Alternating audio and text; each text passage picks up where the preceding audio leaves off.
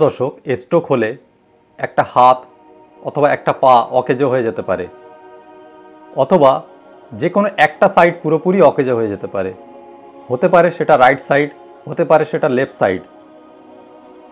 এছাড়াও মুখের প্যারালাইসিস হয়।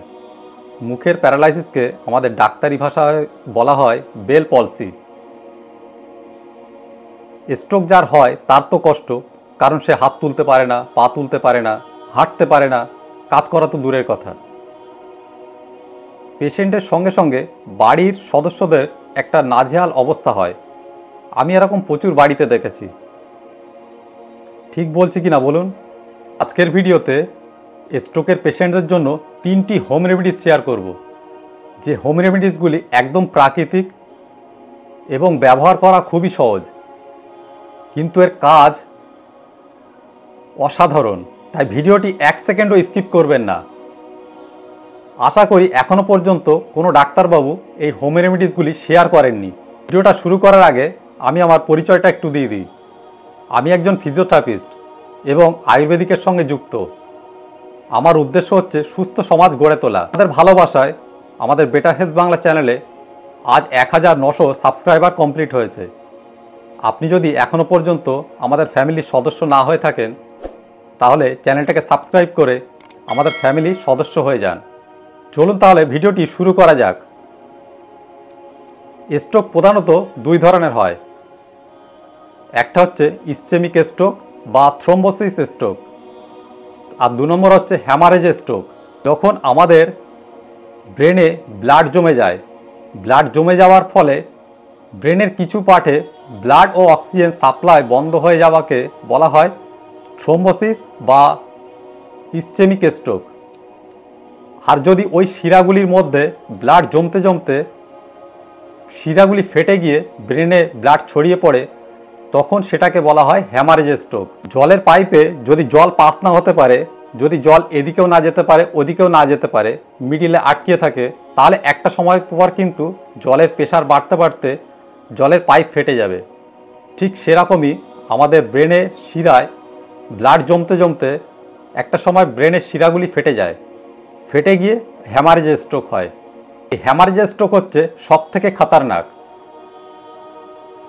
হ্যামারেজ স্ট্রোক হলে পেশেন্টের স্বাভাবিক জীবনযাত্রায় ফিরে আসা কিন্তু খুবই মুশকিল। স্ট্রোক হওয়ার সম্ভাবনা কাদের সব থেকে বেশি? যাদের হাই ব্লাড প্রেশার আছে, যাদের ডায়াবেটিস আছে, যাদের কোলেস্ট্রল আছে। এই 3টি হচ্ছে প্রধান কারণ।